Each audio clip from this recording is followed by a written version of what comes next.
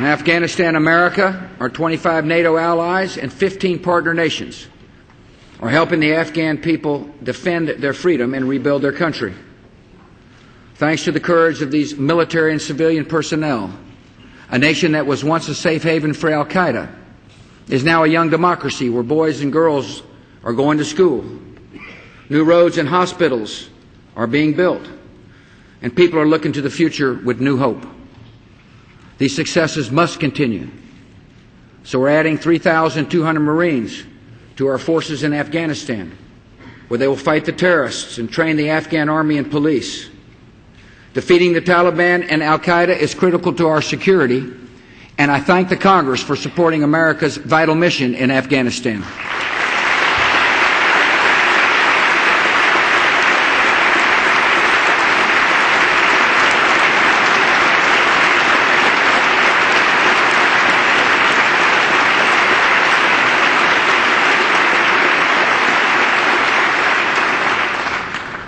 In Iraq, the terrorists and extremists are fighting to deny proud people their liberty and fighting to establish safe havens for attacks across the world.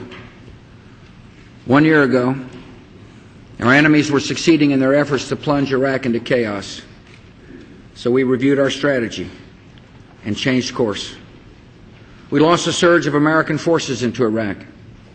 We gave our troops a new mission: work with the Iraqi forces to protect the Iraqi people, pursue the enemy in its strongholds, and deny the terrorist sanctuary anywhere in the country.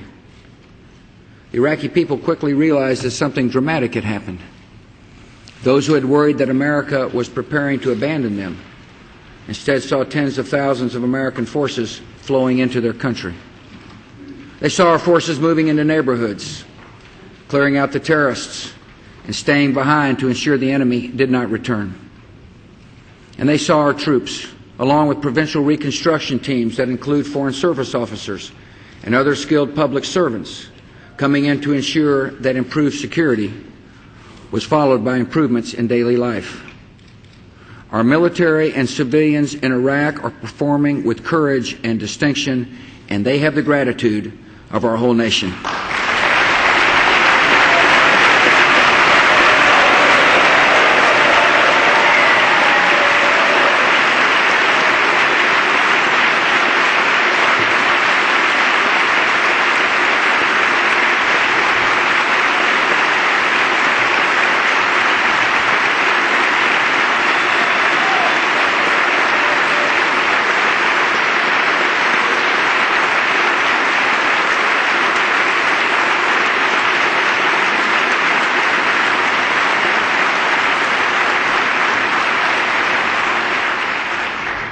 The Iraqis launched a surge of their own. In the fall of 2006, Sunni tribal leaders grew tired of al-Qaeda's brutality, started a popular uprising called the Anbar Awakening. Over the past year, similar movements have spread across the country. And today, the grassroots surge includes more than 80,000 Iraqi citizens who are fighting the terrorists. The government in Baghdad has stepped forward as well, adding more than 100,000 new Iraqi soldiers and police during the past year.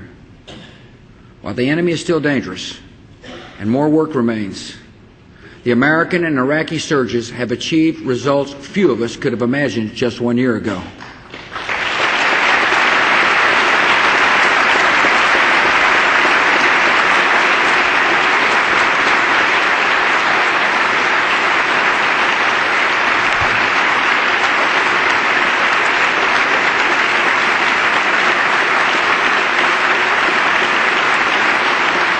When we met last year, many said that containing the violence was impossible.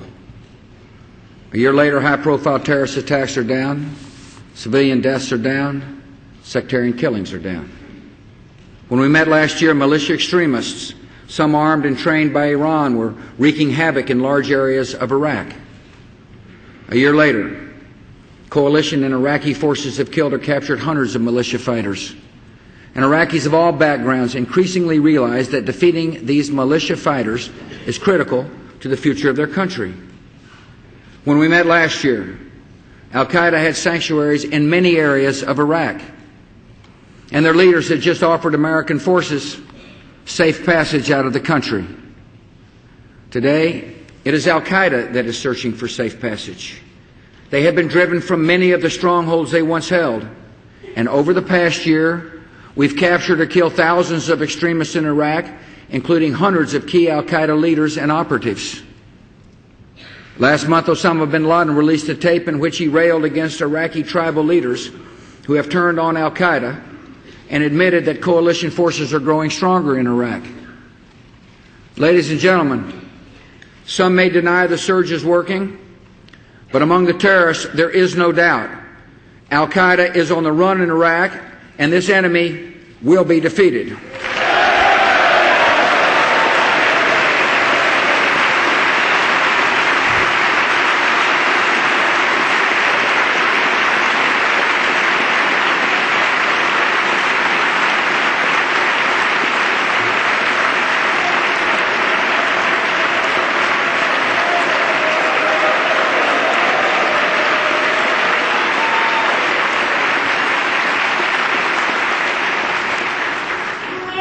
When we met last year, our troop levels in Iraq were on the rise. Today, because of the progress just described, we are implementing a policy of return on success, and the surge forces we sent to Iraq are beginning to come home. This progress is a credit to the valor of our troops and the brilliance of their commanders. This evening, I want to speak directly to our men and women on the front lines, soldiers and sailors, Airmen, Marines, and Coast Guard men. In the past year, you have done everything we've asked of you, and more. Our nation is grateful for your courage. We are proud of your accomplishments. And tonight in this hallowed chamber, with the American people as our witness, we make you a solemn pledge. In the fight ahead, you will have all you need to protect our nation.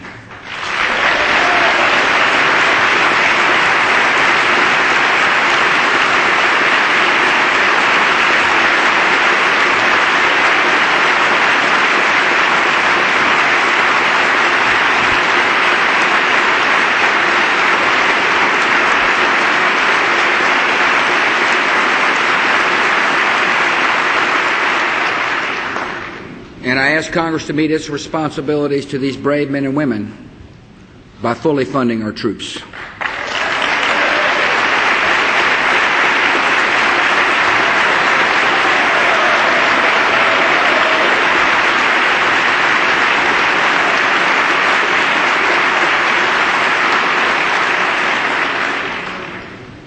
Our enemies in Iraq have been hit hard. They are not yet defeated, and we can still expect tough fighting ahead. Our objective in the coming year is to sustain and build on the gains we made in 2007 while transitioning to the next phase of our strategy. American troops are shifting from leading operations to partnering with Iraqi forces and eventually to a protective overwatch mission.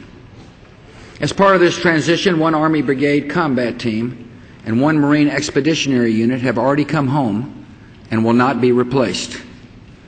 In the coming months, 4 additional brigades and 2 Marine battalions will follow suit.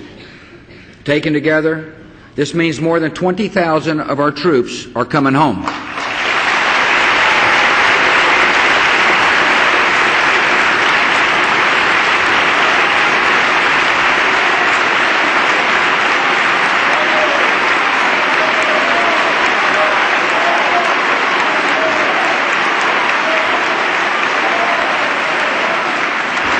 Any further drawdown of U.S. troops will be based on conditions in Iraq and the recommendations of our commanders.